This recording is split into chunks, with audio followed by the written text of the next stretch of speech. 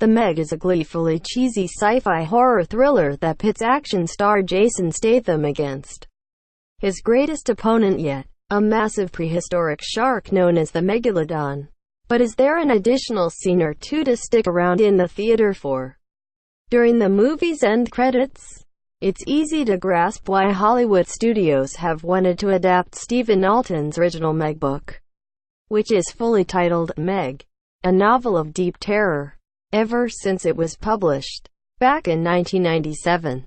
The premise is essentially Jaws on steroids and lends itself to not only a big-budget adaptation, but even a potential franchise of giant shark movies. Alten, in fact, has now spent over 2 decades writing Meg sequel books about the series' protagonist Jonas Taylor, the character Statham plays in the film version, and his family's encounters with terrifying creatures of the deep.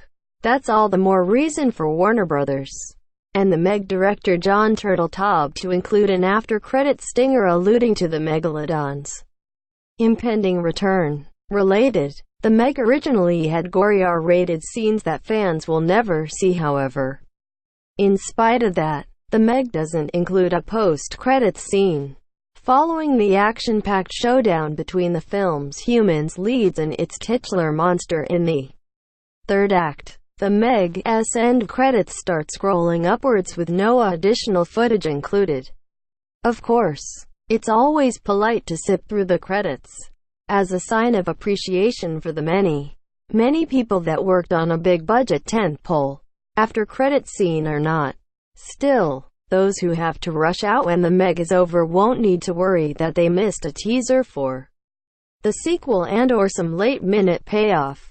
Without giving away too much, it's fair to say the Meg actually includes less setup for a sequel than Alten's source material.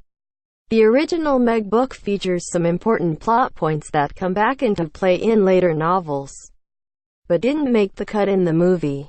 At the same time, the film leaves the door open for its follow-up to incorporate some of those very ideas into the mix.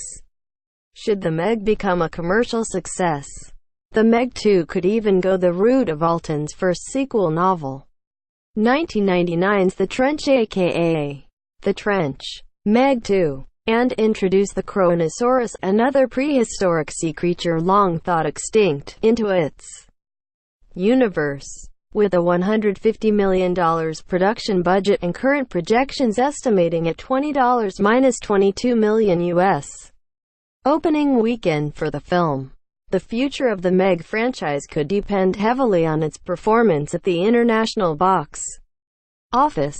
Since it works fine as a standalone, it's no big deal, narrative-wise. If Turteltaub's underwater monster adventure is a bust from a financial perspective, those studio heads might feel differently about that. However, if the Meg does become a commercial hit, then here's to hoping Statham eventually gets to punch every giant prehistoric sea creature in the face. Tags. Meg looking for an AD-free experience on screen rant.